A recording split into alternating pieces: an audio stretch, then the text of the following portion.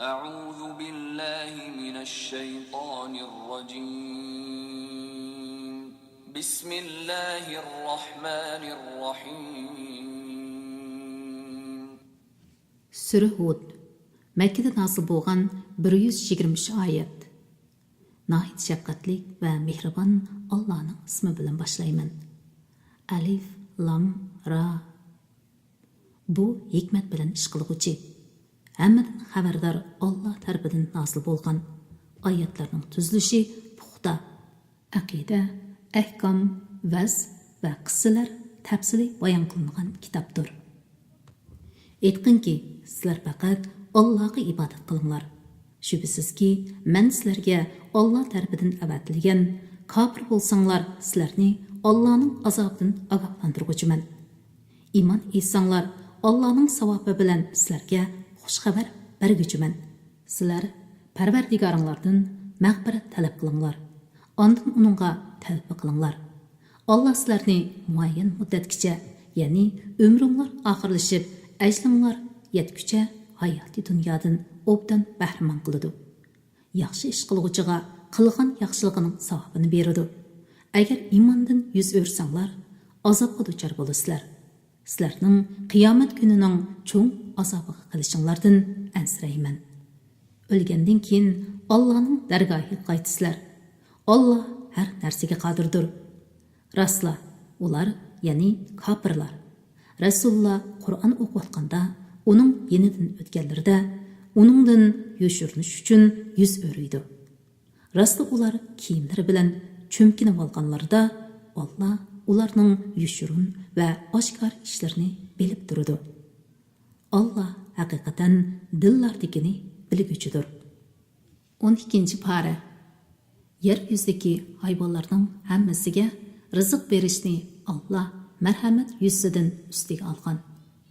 Allah ularning turar joyini, o'lgandan keyin ko'miladigan joyini biladi. Ularning hammasi ro'shan kitobga, ya'ni Lavhul Mahfuzga yozilgandir. Allah osmonlarni, zaminni 6 kunda yaratdi. Osmon zaminni yaratishdan ilgari Allah'ning arshi suv ustida edi. Sizlarning qaysinglarning amali yaxshi ekanligini sinash uchun Allah ularni yaratdi. Ey Muhammad, agar sen Makka kuffarlariga sizlar o'lgandan keyin cho'qim tirilisizlar desang, kofirlar cho'qim aytidi. Bu so'zni ichiga olgan Qur'on faqat ro'shan sehrdir. Agar biz ularga nasil bo'lgan azobni cheklik vaqt kechiktirsak, ular cho'qim masxara qilish yuzidan azob nimishga tushmaydi deydi. Rastı ularga Allah'ның azobi tushgan kunda ular qochadigan yer topolmaydi. Ular masxara qilgan azob ularni qo'rshib oladi. Agar biz biror insonga rahmatimizni tetsak, ya'ni ne'matimizni bersak, onda uni uningdan tortib olsak, u cho'qim Allohning rahmatidan umidsizlanib ketadi. Kufrni ne'mat qiladi. Agar biz feqirlik, kasallik, qattiqchilik qatorliq balalarga mubtalo qilgandan keyin uningga ne'matimizni tetsak, u cho'qim mendan balalar ko'tarilib ketdi, endi kelmaydi deb shak shubhasiz xushallanib, mag'rurlanib ketadi. Faqat bala uchraganda sabr qilgan, ne'matga yo'liqqanda yaxshi ishlarni qilgan kishilar yaxshilardir. Ularning gunohi mag'firat qilindi. Ular oxiratda cho'ng mukofotga erishadi. Ey Muhammad, ularning, ya'ni mushriklarning nimishqa uningga bir g'azini tushmadi yoki uning bilan birga uni tasdiqlaydigan biror farishta kelmadi deydiganligi uchun sana nasil qilingan vahiyning bir qismini yetkizgin kelmaydigandu. Yetkizishdan yuraging siqildigandu. Sen faqat ularni Allohning azobidan ogohlantirguchisan. Allah hamma narsani tasarruf qilguchidir. Ular Qur'onni Muhammad o'zi ijod qilgan deyishamdi. Aytqinki, bu so'zinglarda rostchil bo'lsanglar, Allohning g'ayri chaqira oladiganligi kishilaringlarni yordamga chaqirib, fasohat va balog'at jihatdan Qur'ondagiga o'xshaydigan 10 surani ijod qilib beqinglar. Agar ular bu chaqiriqlarga ovoz qo'shmasa, bilinglarki, Qur'on Allohning vahiy qilishi bilan nozil qilingan. Sizlar Allohga bo'ysunamsizlar. Qilgan yaxshi amallar bilan faqat hayoti dunyoni va uning zibu zinnatini, ya'ni dunyoning ne'matlarini ko'zlaydigan kishilarga ularning amallarining ajrini bu dunyoda to'liq beramiz. Dunyoda ularning ajridan hech narsa kamaytilmaydi. Bundaq kishilarga oxiratda do'zaxdan boshqa hech narsa yo'qdir. Ularning qilgan ishlari yo'qqa chiqarildi. Qilgan yaxshi amallari hisob qilinmaydi. Parvardigori tarafidan kelgan ro'shan dalil, ya'ni Qur'onga asoslangan odam, ya'ni Muhammad alayhissalom hayoti dunyoni ko'zlaydigan kishilar bilan o'xshashmi? Uningga Alloh tarafidan kelgan guvohlik berguchi, ya'ni Jibril alayhissalom Qur'onni tilovat qiladi. Qur'ondan ilgari Musoga nozil qilingan kitob, ya'ni Tavrat, Isroil avlodiga yetakchi va rahmat qilib nozil qilindi. Ana shunday kishilar Qur'onga haqiqiy ishindi. Kuffar jamoalaridan kimki Qur'on inkor qiladi ekan, uningga va'da qilingan joy do'zaxdir. Qur'onga shak keltirmagin. U haqiqatan Parvardigoring tarafidan nozil qilingan haqiqatdir. Lekin insonlarning to'lisi Qur'onning olamlarning Parvardigori tarafidan nozil qilinganligiga ishonmaydi. Allohning sherigi bor, bolasi bor deb Allohga yolg'on chaplagan kishidimi, zolim kishi bormi? Ana shular qiyomat kuni Parvardigorga to'g'rilandi. Guvohchilar, bular Parvardigori haqida yolg'on so'zlaganlardir deydi. Rostla Allohning la'nati zolimlarga bo'ladi. Ya'ni Alloh zolimlarni rahmatidan yiroq qiladi. Ular kishilarni Allohning yo'lidan, ya'ni islom dinidan to'sidi.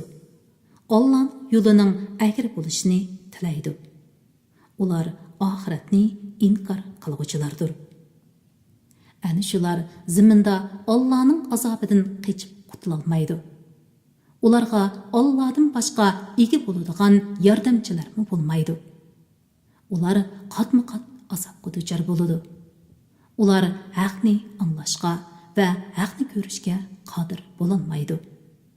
Ana shular o'zlariga ziyon soluvchilardir. Ularning o'ydirib chiqargan butlari ulardan o'zlarini chetga oldi. Shak yo'qki, ular oxiratda eng ziyon tortquchilardir. Shubhisizki, iymon etganlar va yaxshi amallarni qilganlar Parvardigorining huzurida ojizlik bildirganlar ana shular ahli jannatdir. Ular jannatda mangu qoluvchilardir. Kofirlar va mo'minlardan iborat ikki firqa bor. Bir firqa amaga va gazga o'xshaydi. Yana bir firq bo'lsa, ko'zi ko'radigan, qo'li anglaydigan odamga o'xshaydi. Ularning ahvoli bir-biriga o'xshamdi. Ibrat olmamsizlar. Shubhisizki, biz Nuhni qavmiga payg'ambar qilib avatdik. U, men haqiqatan sizlarga ochiq ogohlantiruvchiman. Bir Allohdan boshqaga ibodat qilmanglar. Sizlarning qattiq kunning azobiga uchrashinglardan qo'rqaman, dedi. Uning qavmining kofir katalari: bizningcha sen faqat bizga o'xshash bir odamsan. Bizningcha oramizdagi past kishilar yengillik bilan sana agashgan. Bizningcha sizlarning bizdan hech qanday ortiqchiliginglar yo'q. Balki biz sizlarni yolg'onchi deb o'ylaymiz, dedi. Nuh aytdi: ey qavmim, aytinglarchi, agar men Parvardigorim tarafidan nozil bo'lgan da'vatimning to'g'riligini isbotlaydigan aniq dalilga asoslansam va uning rahmatiga, ya'ni payg'ambarlikka sazovor bo'lgan bo'lsam, u dalil sizlar uchun maxfiy bo'lsa, sizlar uni yomon ko'rsanglar, uni qabul qilishga sizlarni majburlamdi. Ey qavmim, sizlarga dinni tabliq qilganligim uchun sizlardan pul, mol talab qilmayman. Menga ajr berishni faqat Alloh o'z ustiga olgan. Men iymon etgan kishilarni yenimdan qo'g'lab atmayman. Chunki ular shubhisizki Parvardigorga muloqot bo'ladi. Lekin men sizlarni nodon qavm ko'raman. Ey qavmim, agar men ularni qo'g'labsam, Allohning azobidan meni kim qutqiza oladi? O'ylanib boqmamsizlar. Men sizlarga menda Allohning g'aznalari bor demayman. G'aybni bilaman demayman. Men albatta o'zimni farishta debmi aytmayman. Hamda sizlar ko'zga ilmaydigan kishilarni Alloh ularga yaxshilik bermaydi demayman. Alloh ularning dillardagini obdan beradi. Bo'lmasa men cho'qim zolimlardan bo'lib qolaman. Ular, ya'ni Nuhning qavmi, "Ey Nuh, biz bilan munozirlashding. Nihoyatda ko'p munozirlashding. Agar rost so'zli kishilardan bo'lsang, bizni qo'rqitgan azobni tushirib boqqin", dedi. Nuh aytdi. Uni, ya'ni azobni agar xohlasa faqat Alloh tushira oladi. Sizlar hargiz qechib qutulolmaysizlar. Men sizlarga nasihat qilmoqchi bo'lsam, Alloh sizlarni gumroh qilmoqchi bo'lsa, u chaqda mening sizlarga qilgan nasihatimning sizlarga foydasi bo'lmaydi. Alloh sizlarning Parvardigoringlardir. Sizlar Allohning dargohiga qaytisizlar. Yoki ular, ya'ni Qurayshning kofirlari Qur'onni u, ya'ni Muhammad alayhissalom o'zi ijod qildi deyishamdi. Agar uni men ijod qilgan bo'lsam, o'z gunohimga o'zim mas'ul. Men sizlarning gunohinglardan ado judaman degan. Nuhqa mundaq vahiy qilindi. Qavmingning ilgari sana iymon etganlaridan boshqa yana iymon etqushlar bo'lmaydi. Ularning qilmishlaridan qayg'urmag'in. Bizning ko'z o'ngimizda vahiyimiz bo'yicha kim yasig'in. O'zlariga zulm qilganlar to'g'risida menga so'z ochmag'in. Ya'ni ularga shafaat qilmag'in. Ular cho'qim to'pon balosida g'arq qilindi. Nuh kemiyasidi. Qavmining cho'nglari uning oldidan o'tganda uni masxara qilishdi. Nuh aytdi: "Agar sizlar bugun bizni masxara qilsanglar, kelajakda sizlar g'arq qilinganda sizlar bizni masxara qilgandek, biz sizlarni cho'qim masxara qilamiz." G'arq qiluvchi azob, ya'ni to'pon balosi bilan g'arq bo'lishning kimning ustiga keldiganligini, doimiy azob, ya'ni jahannam azobining kimga tushadiganligini kelajakda bilasizlar. To'pon balosi to'g'risidagi buyruqimiz yetib kelgan va yer yuzidan suv etilib chiqqan chog'da kemiga hayvonotlardan erkak kishi bo'lib bir juftini elib olgin. Oilangdagilar bilan halok bo'lishi hukm qilinganlar, ya'ni Nuh alayhissalomning ayoli Vaila bilan o'g'li Kanon buning sirtida va iymon etganlar bilan kemiga chiqqan dedi. Uning bilan faqat ozgina kishilar iymon etdi. Nuh iymon etgan tavalariga aytdi: "Kemiga chiqinglar. Kemining mengishi va to'xtishi Allohning ismi bilandir. Shubhisizki, mening Parvardigorim tavba qilguvchilarning gunohini haqiqatan mag'firat qilguvchidir. Mo'minlarga nihoyatda mehribondir." Kema ularni ilib tog'dek to'lqinlar ichida o'zib boradi. Nuh kema minishdan burun o'zidan yiroq turgan o'g'lini: "Ey o'g'lim, biz bilan birga kemaga chiqqin. Kofirlar bilan birga bo'lmag'in", deb to'ladi. U: "Meni suvda g'arq bo'lishdan saqlab qoladigan bir tog'ning ustiga chiqib olaman", dedi. Nuh: "Bugun Alloh rahim qilgan odamdan boshqa hech odam uning jazolashidan qutulib qololmaydi", dedi. Ularning orasini to'lqin ayirvatdi-da, u g'arq bo'lib ketdi. "Ey zimin, suyingni yutqin, ey bulut, tarqig'in", deyildi. Suv sug'ildi. Allohning kofirlarni g'arq qilishdan iborat hukmi ijro qilindi. Kema Judi degining ustida to'xtadi. "Zolim qavm halok bo'lsin", deyildi.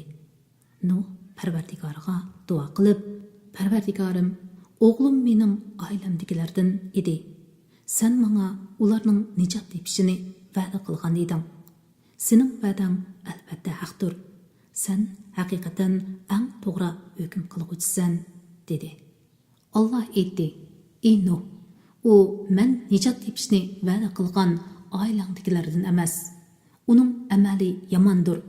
Sen aniq bilmagan narsangni mendan so'ramag'in. Men sening johillardan bo'lmasligingni nasihat qilaman." Nuh aytdi: "Parvardigorim, men bilmagan narsani so'rashdan sening panohingga sig'inaman. Agar menga mag'firat qilmasang va rahim qilmasang, ziyon tortquchlardan bo'laman."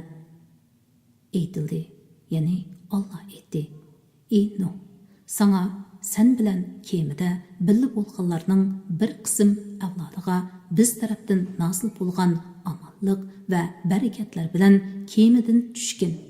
Ularning, ya'ni bir qism avlodini hayoti dunyodan bahramand qilamiz. Ondan ular bizning qattiq azobimizga duchor bo'ladi. Ey Muhammad, ana shu qissa g'aybga oid xabarlardandir. Sana uni vahiy qildik. Sen va sening qavming buningdan ilgari uni bilmaydinglar. Sabr qilgin. Shubhisizki, yaxshi oqibat taqvodorlarga mansubdir. Od qavmiga ularning qeyrindishi Hudni avatdik. Hud aytdi: "Ey qavmim, Allohga ibodat qilinglar. Sizlarga Allohdan boshqa ma'bud barhaq yo'qdir.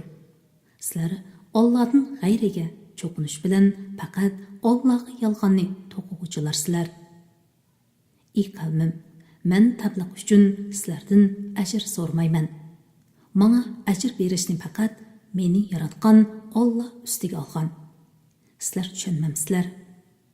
Ey qavmim, Parvardigoringlardan mag'firat tilanglar. Ondan uningga tavba qilinglar. Sizlarga u ko'p yig'in yoqtirib berdi. Sizlarga texmi kuch-quvvat berdi. Sizlar gunohga cho'mgan holda mening da'vatimdan yuz o'rmanglar. Ey Hud, sen bizga o'zing rostligingni ko'rsatadigan hech qanday ro'shan dalil keltirmading.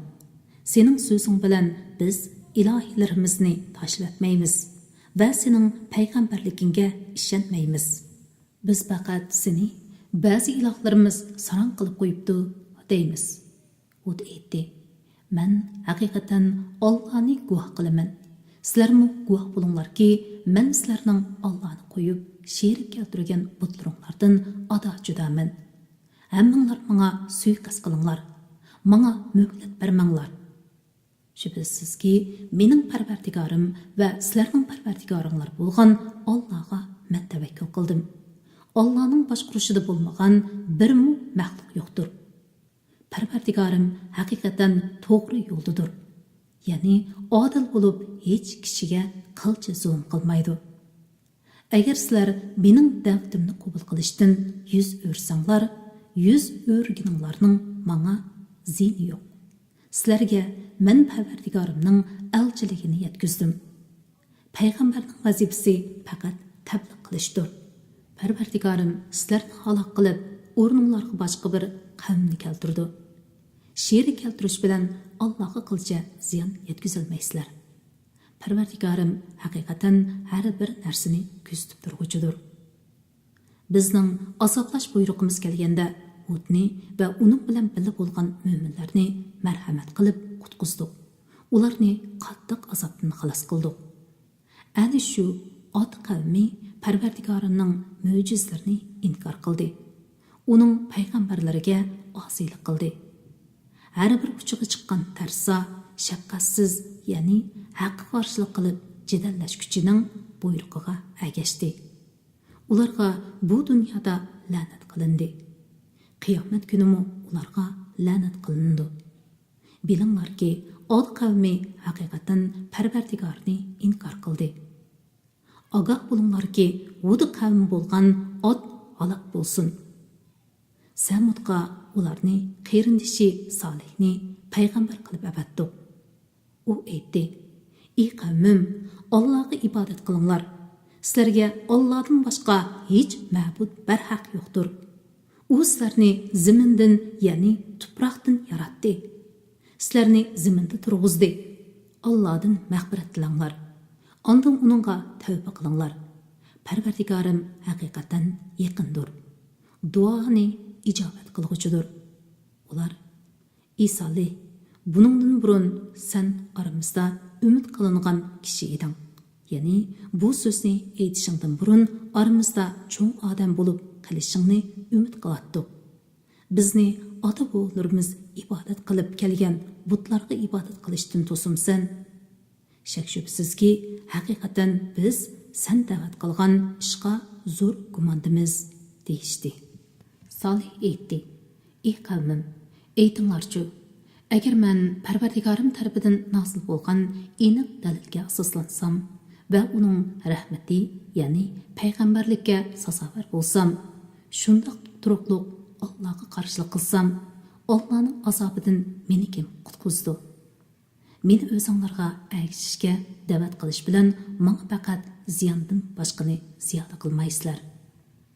Ey qavmim, bu Allah bevosita yaratgan tishi to'ga sizlarga mening mo'jizamdir. Uni Allohning zimmidiga qo'yib etinglar. İxtiyari o'tlisin. Uningga ziyon zahmat yetkazmanglar. Bo'lmasa sizlarni pat keladigan azob halok qiladi." Ular tishi to'gizni bo'g'izladi.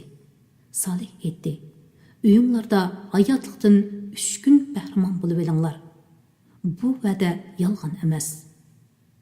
Bizning azob qilish amrimiz kelganda Solihni va uning bilan birga iymon etganlarni rahmatimiz bilan shu kunning sharmandaligidan qutqizdik. Parvardigoring haqiqatan kuchlidir, g'olibdir." Zolimlarga qattiq ovoz yuzlandi-da, ular uylarida o'ltirgan peti qetib qoldi. Go'yo ular uylarda turmagandek, ya'ni ularning turgan joylari odamzod tarafidan obod qilinmagandek bo'lib qoldi. Bilinglarki, Samud Parvardigorini inkor qildi. Samud halok bo'lsin. Shubhisizki, bizning elchilarimiz, ya'ni farishtalar Ibrohimga xush xabar elib keldi. Ular sana amonlik tilaymiz dedi. Ibrohim, sizlarga amonlik tilayman dedi. U uzoq qolmay bir mo'zayni kavb qilib elib keldi. Ularning, ya'ni farishtalarning uningga qo'l uzatmayotganligini ko'rib, ularni xush ko'rmadi. Ulardan qo'rqinish his qildi. Ular: "Qo'rqmagin, biz Rabbingning farishtalari, tamoq yemaymiz. Biz haqiqatan Lutning qavmini halok qilish uchun avatildik" dedi. Uning ayoli, ya'ni Sara, bir tarafda turib Lut qavmining halok bo'lganligidan xo'shallanib kuldi. Biz uningga, ya'ni Saraga Isoq otliq bolasi bo'lganligi bilan va Isoqdan keyin keladigan Yaqub otliq nevrisi bo'lganligi bilan xush xabar berdik. U, ya'ni Sara: "Viyay, men bir mo'may tursam, erim bir buvay tursa, tug'amdiman. Bu haqiqatan qiziq ish-ku" dedi. Ular Allohning amridan, ya'ni qudratidan ajablansa, Allohning rahmati va barakatlari sizlarning oilanglarga, ya'ni Ibrohimning oilasidagilarga nozil bo'lsin. Alloh haqiqatan madhiylashga loyiqdir, ulug'lashga loyiqdir dedi. Ibrohimdan qo'rqinish yo'qolgan hamda xushxabar uningga yetgan chaqda u biz bilan Lutning qavmi to'g'risida munozirlashga kirishdi. Ibrohim bo'lsa haqiqatan ko'ngli ko'ksi keng, ko'p oqchakkuchi, ya'ni dili yumshoq, hamma ishda Allohga murojaat qilguvchi zotdir. Farishtalar aytdi: "Ey Ibrohim, buni, ya'ni Lut qavmi to'g'risida munozirlashishni qo'ygin. Shubhisizki, Parvardigoringning ularni halok qilish to'g'risidagi amri allaqachon tushdi. Ularga cho'qim munozirlashish yoki shafaat qilish bilan qaytirib bo'lmaydigan azob tushidi. Bizning elchilarimiz, ya'ni farishtalar Lutning yoniga kelgan chaqda, Lut o'z qavmining ularga chekilib qo'yishidan qo'rqib, qiyin ahvolda qoldi. Ular to'g'risida yuragi siqildi va bu bir dishvor kundir dedi. Lutning qavmi uning qishig'iga oldirab kelishdi. Ular burulla yomon ishlarni qiladi, ya'ni livattat qiladi. Lut aytdi: "Ey qavmim, mening bu qizlarim iza qavmidagi ayollarni demoqchi, chunki payg'ambar degan ümmetning atысы орынды болуды. Sizlarga ang pokdir. Allohdan qo'rqinglar. Mehmonlarim ustida meni rasvo qilmanglar. Aranglarda qabih ishdan to'sadigan biror kallasi joyida odam yo'qmi? Ular Lutga aytdi. Qizlaringga bizning hojatimiz yo'q ekanligini sen obdan bilasan. Shuningdek, bizning maqsadimizni obdan bilasan. Lut aytdi. Kashki mening sizlarga qarshi turadigan kuch-quvvatim bo'lsa edi, yoki iltijo qiladigan kuchli jamiyatım bo'lsa edi, cho'qim sizlarga zarba bergan bo'latdim. Ular, ya'ni farishtalar, ey Lut, shubhasizki biz Parvardigoringning elchilaridirmiz. Ular hargizmi sana ziyon yetkazolmaydi. Oilangdagilarni elib, kechining oxirida ularning ichidan chiqib ketgin. Ayolingdan boshqa sizlardan hech kishi orqasiga qaramasin. U, ya'ni ayoling ular bilan birga halok bo'lguchidir. Shubhasizki ularga azob tushadigan chaq tong vaqtidir. Tong yaqin emasmi? dedi. Bizning jazolash amrimiz tushganda ularning yurtlarini ostin-ustin qilib atdik, ya'ni ko'mib atdik. U yurtlarga biz osti-ustilab sapal toshlarni yog'dirdik. U sapal toshlarga Parvardigoringning dargohida belgi silingan edi. U yurtlar zolimlar, ya'ni Quraysh kofirlaridan yiroq emas. Madiyan ahliga ularning qerindishi Shuayni payg'ambar qilib avatdik. U aytdi: "Ey qavmim, Allohga ibodat qilinglar. Sizlarga Allohdan boshqa hech ma'bud barhaq yo'qdir. O'lchamda va tarozida kam bermanglar. Men sizlarni haqiqatan boy hisoblayman. Men haqiqatan sizlarning hammani qo'rshab turg'uchi kun, ya'ni qiyomat kunining azobiga duchor bo'lishinglardan qo'rqaman. Ey qavmim, sizlar o'lchamni to'g'ri o'lchanglar. Tarozni to'g'ri tortinglar. Kishilarga narsalarni kam bermanglar. Yer yuzida buzg'unchilik qilib fitna fasod termanglar. Allah sizlarga qoldirgan halol rizq sizlar yiqqan haromdan yaxshidir. Agar sizlar mo'min bo'lsanglar, men sizlarga muhofizatchi emasman." Ular: "Ey Shuayb, sening namozing, ya'ni dining seni ota-bobolarimiz ibodat qilib kelayotgan narsalarni, ya'ni butlarni bizni tashlatqizishga yoki mollarimizni xohligimizcha tasarruf qilishimizni tark etkizishga buyurumdi. Sen tozimu ko'ngli ko'ksi kang, tozimu to'g'ri yo'l topgan odamsan-da", dedi. Shuayb aytdi: "Ey qavmim, aytib beqinglarchu, Parvardigorim menga ro'shan pokit, ya'ni payg'ambarlik va kengtasha halol rizq ato qilgan tursa, men shundoq ne'matlarni ato qilgan Parvardigorimning amriga xiloflik qilamdim. Sizlarga qilish man'i qilingan narsani o'zimni qilishni xohlamayman. Men faqat sizlarni qo'limdan kelishicha tuzashni xohlayman. Men faqat Allohning yordami bo'lgandala muvaffaqiyat qozona olmayman. Hamma ishda Allohga tayinaman va uningga yuzlanaman. Ey qavmim, sizlarning menga qarshi turganliginglar sizlarni Nuhning qavmi yoki Hudning qavmi va yoki Solihning qavmi duchor bo'lgan azobga duchor qilmasin. Lut qavmining diyori sizlarning joyinglardan yiroq emas. Parvardigoringlardan mag'firat talab qilinglar. Ondan uningga tavba qilinglar. Mening Parvardigorim tavba qilguvchilarga haqiqatan marhamatlidir. Ularni do'st tutquchidir."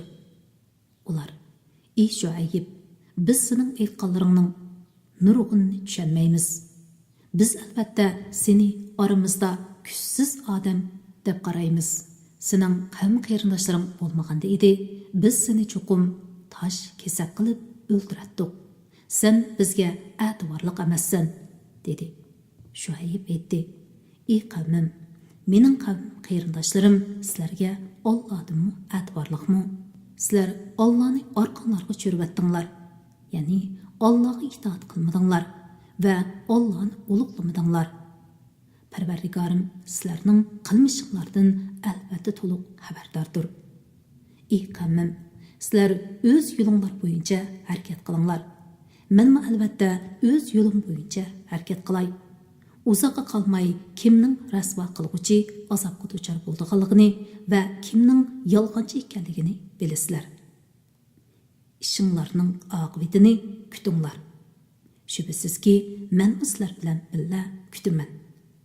Bizning ularni halok qilish farmonimiz tushgan chaqda shu ayibni va uning bilan birga iymon etganlarni marhamat qilib qutuldirdik.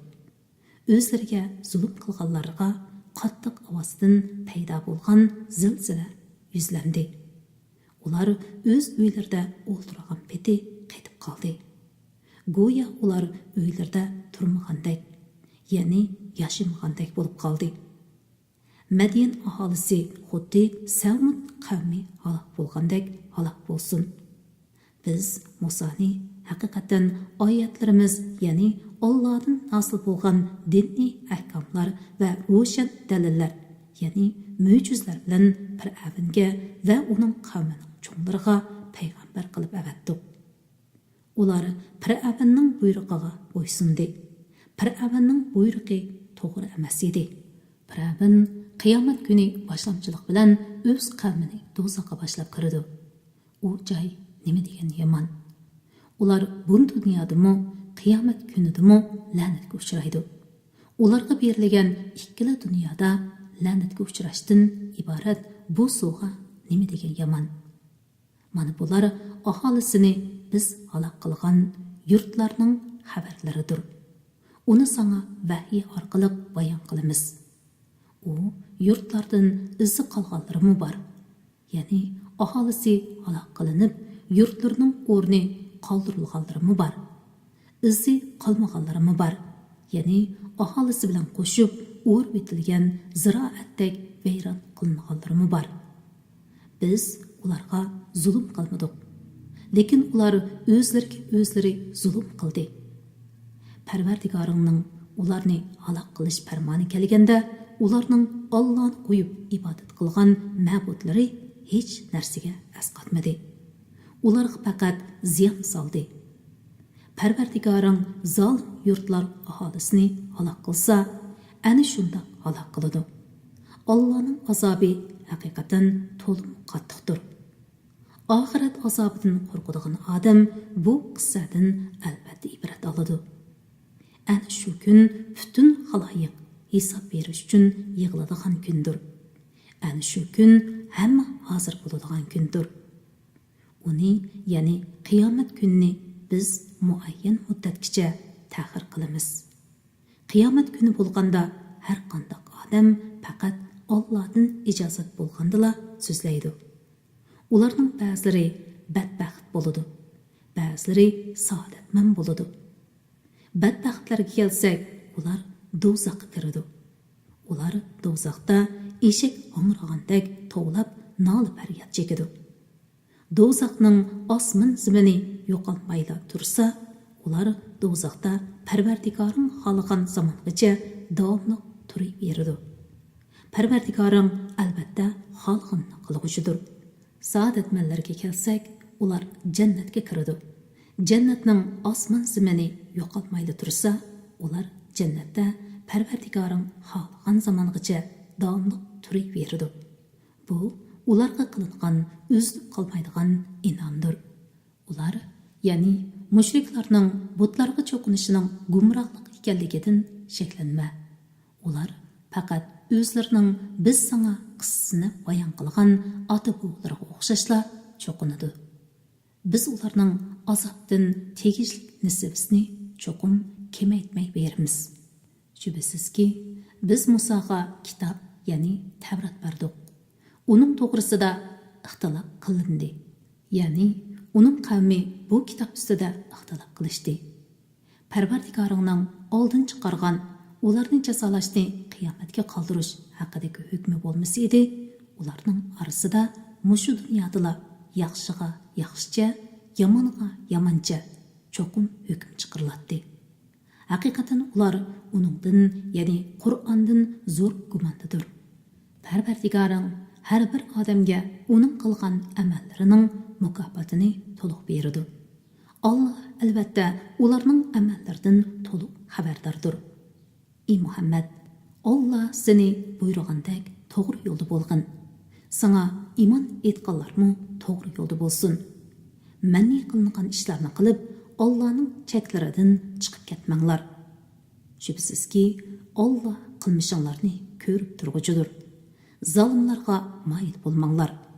Mayil bo'lsanglar, dozaq azobiga qolasizlar. Sizlarga Allah'dan boshqa dozaqdan qutuldiradigan hech yordamchi yo'qdir. Ondan keyin hech yordamga erisha olmaysizlar. Kunduzning ikki tarafida, ya'ni atdiganda va kashqurun vaqtlarida va kechaning dastlabki vaqtlarida namoz o'tigin. Izohat: bu yerda farz namozlardan bomdod, asr, sham va xufton namozlari ko'zda tutildi. Shubsizki, yaxshi ishlar orqali yomon ishlar yuyildi. Bu tushunguvchilar uchun vas nasihatdir. Ey Muhammad, mushriklardan yetgan arziyatlarga sabr qilgin. Allah haqiqatan yaxshi ish qiluvchilarning ajrini bekor qilib etmaydi. Sizlardan burun o'tgan ummatlarning orasida nemishqa yomonlarni yer yuzida buzuqchilik qilishdan to'sadigan aql egalari bo'lmadi. Ular orasidan buzuqchilikni to'sib bizning nijotligimizga erishgan ozgina kishilar buningdan mustasno. O'zlariga zulm qiluvchilar aysh ishratli turmushni qo'g'lishidi. Ular gunohkor odamlardir. Parvardigoring aholisi yaxshi bo'lgan yurtlarni zulm silib halok qilmaydi. Agar Parvardigoring xolis edi, butun odamlarni albatta bir ummat, ya'ni bir dinda qiladi. Ular din to'g'risida davomli ixtilof qilishquchilardir. Faqat Parvardigoringning rahmatiga erishganlar buningdan mustasno. Allah ularni shuning uchun, ya'ni ixtilof uchun yaratdi. Parvardigoringning "Men chuqum butun jinlar va insonlar bilan do'zaxni to'shqizaman" degan so'zi aniq belgilandi. Ko'nglingni xotirjam qilish uchun sana payg'ambarning qissalarini bayon qilib beramiz. Bu qissalar haqiqatni mo'minlar uchun vas nasihat, ibratlarni o'z ichiga olgan. Iymon etmaydiganlarga aytqinki, sizlar o'z yo'linglar bo'yicha harakat qilinglar. Bizmi o'z yo'limiz bo'yicha harakat qilaylik. Sizlar ishinglarning oqibatini kutinglar. Bizmi albatta shuni kutamiz. Osmonlardagi va zimindagi g'aybni bilish Allohga xosdir. Hamma ish Allohga qaytarildi. Allohga ibodat qilgin. Allohga tavakkul qilgin. Ya'ni hamma ishingni Allohga topshirgin. Parvardigoring qilayotgan ishlaringlardan g'ofil emasdir. Sura Yusuf Makkada nozil bo'lgan 111 oyat. Nahayat shafqatlik, mehribon Allohning ismi bilan boshlayman. Alif, Lam, Ra. Bu ro'shan kitob oyatlaridir. Shubsizki, sizlarni tushunsin deb uni arabcha Qur'on qilib nozil qildik. Bu Qur'onni sana vahiy qilish orqali eng chiroyli qissani sana bayon qilib beramiz. Buningdan burun bu qissadan haqiqatan bexabar eding. O'z vaqtida Yusuf o'z otasiga: "Ey ota, men haqiqatan tushimda 11 yulduzning va oy bilan kunning menga sajda qilganligini ko'rdim" dedi. Otasi, ya'ni Yaqub alayhissalom: "Ey o'g'lim, shuni qarindoshlaringga aytmagin, sana suiqasd qilib solmasin. Shayton insonga haqiqatan oshkora dushmandir" dedi. Shuningga, ya'ni sana ulug' tush ko'rsatganiga o'xshash Parvardigoring seni payg'ambarlikka tanlaydi. Sana tush ta'birini bildirdi. Ajdodlaring Ibrohim, Isoqlarga ilgari Allah o'zining ulug' ne'matini bergandek, sanami Yaqub avlodigimi o'zining ulug' ne'matini berdi. Shubsizki, Parvardigoring o'z marhamatiga kimning loyiq ekanligini obdan bilguchidir. Hikmat bilan ish qiluvchidir. Yusufning va qarindoshlarining qissasida so'rg'uvchilar uchun Allohning qudratini ko'rsatib beradigan haqiqatan nurg'un alomatlar bor. O'z vaqtida ular Yusuf va uning qarindoshi ya'ni Bunyamin otamizga bizdan suyumlikdir. Halbuki biz kuchli jamoatdirmiz. Otamizning u ikkisini bizdan ortiq ko'rishi albatta ro'shan xatodir, deyishdi. Ular Yusufni o'ldirib etinglar yoki uni yiroq bir chet joyga tashlab etinglar. Shu chaqda otamlarning muhabbati sizlarga qoladi. Bu gunohdan keyin tavba qilib yaxshi odam bo'lib ketisizlar, deyishdi. Ulardan biri so'z qilib, Yusufni o'ldirmanglar. Agar uni otasidan yiroq qilmoqchi bo'lsanglar, uni quduqqa tashlab etinglar. Uni yo'ldan o'tgan karvon elib olsin, dedi. Ular aytdi: "Ey otamiz, nemishqa Yusuf to'g'risida bizga ishonmaysan? Holbuki biz uningga haqiqatan yaxshi niyatdamiz. Ata uni bizga qo'shib qo'ygin. Yeb ichib, o'ynab kulib kirsin. Uni biz cho'qim yaxshi muhabbat qilamiz." Yaqub: "Uni, ya'ni Yusufni elib ketsanglar, rostla xotirjam bo'la olmayman. Sizlar g'aflatda qilib, uni bo'ri yeb qo'yishdan ansirayman", dedi. Ular: "Biz kuchli bir jamoat turuqliq, uni bo'riga yegizib qo'ysak, u chaqda biz albatta ziyon tortquchlardan bo'lamiz", dedi.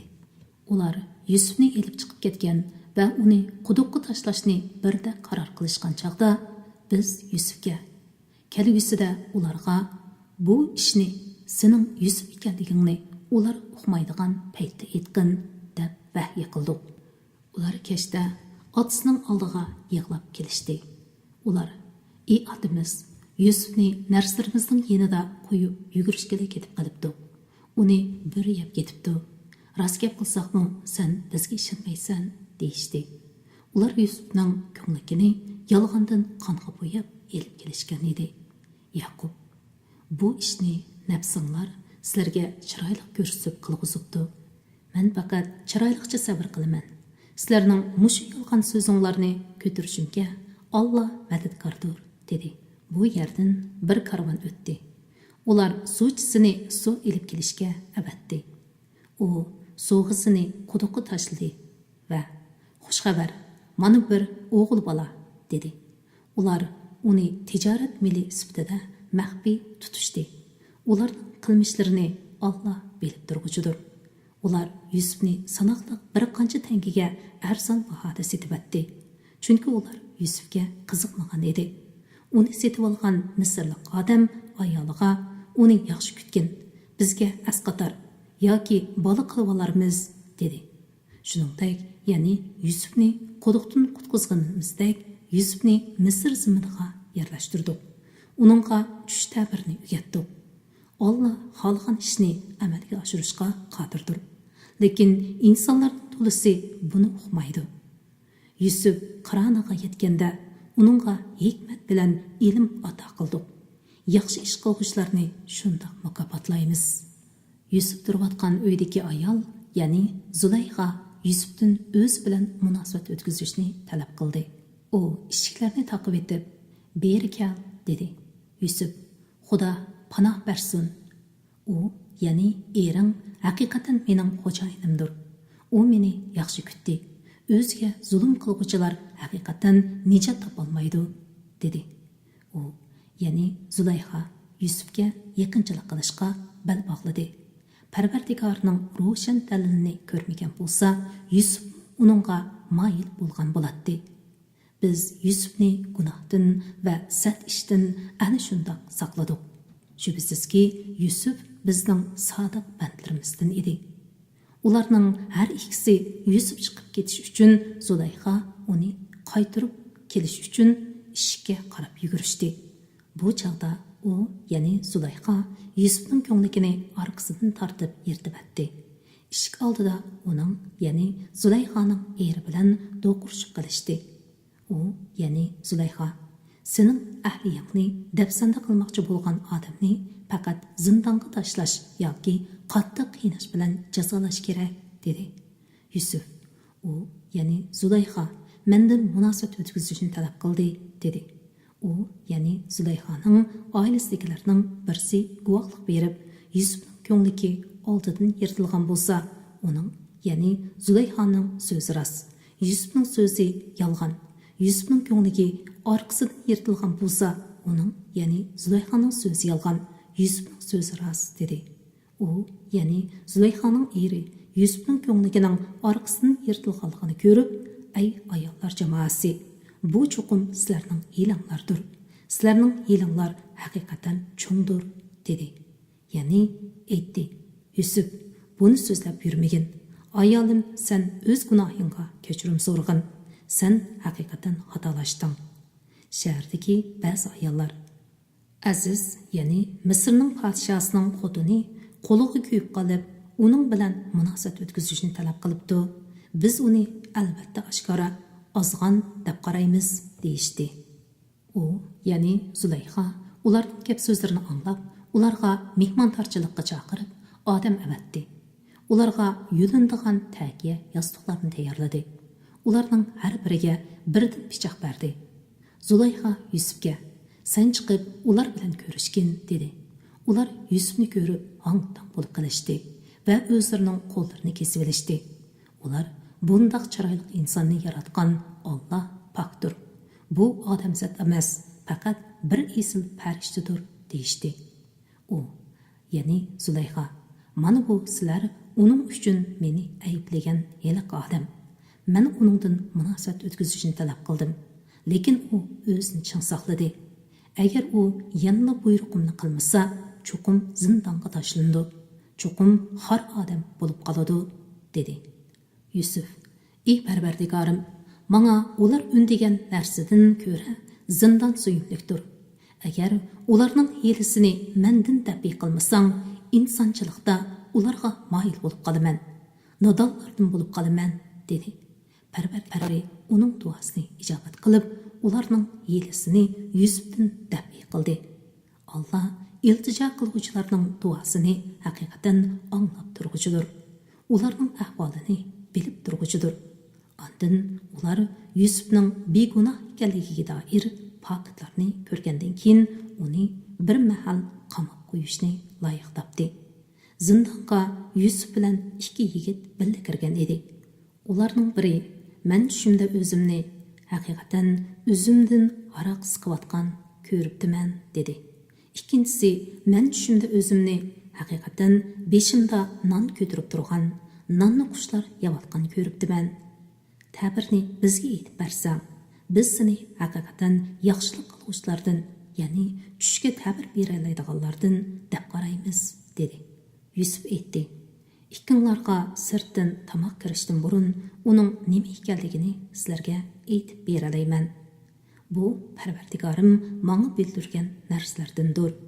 Shubhasizki, men Allohga ishonmaydigan, oxiratni inkor qiladigan qavmining dinini tashladim. Men ajdodlarim Ibrohim, Issoq, Yaqublarning diniga ergashdim. Hech qanday narsani Allohga sherik keltirish bizga loyiq emas. Bu Allohning bizga va insonlarga qilgan marhamatidir. Lekin insonlarning to'lisi shukr qilmaydi. Turmudosh og'aynilar, tarqoq ko'p ma'budlar yaxshimi yoki qudratlik bir Alloh yaxshimi? Sizlarning Allohni qo'yib ibodat qilayotganinglar faqat sizlar o'zinglar va ota-bovinglar otib olgan butlarning va g'ayrining nomlaridan iborat. Alloh ularning Allohning sherigi bo'lishi to'g'risida hech qanday dalil tushirgani yo'q. Ibodat va din borasidagi barcha hukmlar faqat Allohga mansub. U sizlarni faqat o'ziga ibodat qilishga buyurgan. Bu to'g'ri dindir. Lekin kishilarning to'lisi buni bilmaydi. Turmudosh og'aynilar, sizlarning biringlar zindondan chiqib xo'jayiniga aroq qo'yib beradi, ya'ni saqiylik vazifasini o'taydi. Yana biringlar darga isildi, kallasini qushlar yeydi. Sizlar so'ragan ishlar hukm qilinib bo'ldi. Yusuf ularning ichidagi o'zining qutulishiga ishongan birsiga, ya'ni Saqiyga, "Meni xo'jayiningning oldida aslab qo'ygin" degan edi. Xo'jayinning oldida Yusufni aslab qo'yishni shayton uningga unutildirdi. Yusuf zindonda bir necha yil yetib qoldi. Podshoh aytdi: "Men haqiqatan tushimda 7 uruq kolaning 7 semiz kolani yeb ketganligini va 7 yeşil başaq bilan 7 quruq başaqni ko'ribdiman. Ey arboblar, sizlar agar tush ta'birini bilsanglar, bu tushimga ta'bir berib beqinglar. Ular aytdi: bu bir qalaymaqan tush ekan. Biz bunda qalaymaqan tushga ta'bir berishni uqmaymiz. Yiliqi ikkisidan turmadan qutulgan va uzoq muddatdan keyin Yusufni aslagan birsi: "Men sizlarga bu tushning ta'birini aytib bera olmayman. Meni Yusufning yeniga avatinglar", dedi. Uni avatishdi. U turmaga berib Yusufning yeniga kirdida: "Ey rostchil Yusuf, 7 uruq qalaning 7 semiz qalani yeb ketganligini va 7 yeşil başaq bilan 7 quruq başaqni ko'rib tushigan tushning ta'birini bizga aytib bersang, men uni kishilarga, ya'ni podshohga va uning davlat arboblariga xabar qilsam, ular sening fazlingni, bilimingni bilsin", dedi. Yusuf aytdi: 7 yil uzildirmay teriqchilik qilinglar. Olgan o'zlinglardan yeyish uchun ozginasini hamon topgandan tashqari qolganini meti tushib ketmasligi uchun boshqa bilan qo'yinglar. Shuningdan keyin qahatchilik bo'ladigan 7 yil keladi. Bu yillarda ilgari to'plab olgan oshliqinglardan urug'liq uchun saqlab qo'yiladigan ozginasidan boshqa hammasini yeb tugatsizlar. Shuningdan keyin mo'lchilik yillar keladi. Uningda o'li yig'in ko'p bo'ladi. Kishilar mevalardan turli ichimliklarni siqib chiqardi. Saqi podshohga berib, Yusufning uning tushiga bergan ta'birini aytgandan keyin podshoh: "Uni oldimga elib kelinglar", dedi. Podshohning elchisi Yusufning yeniga borganda, Yusuf elchiga xo'jayiniga qaytib berib, uningdan heliqi qo'llarini kesib olgan xotinlarning ishini bilamdi so'rab baqqan. "Shubhasizki, mening parvardigorim ularning hilisini obdan biladi", dedi. Podshoh heliqi xotinlarni yig'ib va o'zining xotinini chaqirib: "Sizlar Yusufdan munosabat o'tkazishni talab qilganinglarda haqiqiy ahvollar qanday bo'lgan?" dedi. Ular: "Alloh pokdir. Yusufda ozroq gunoh bor deb bilmaymiz", dedi. Azizning xotini: "Endi haqiqiy ahvol oydinlashdi. Men uning bilan munosabat o'tkazishni talab qilgan edim. Yusuf haqiqatan rostchillardan edi", dedi.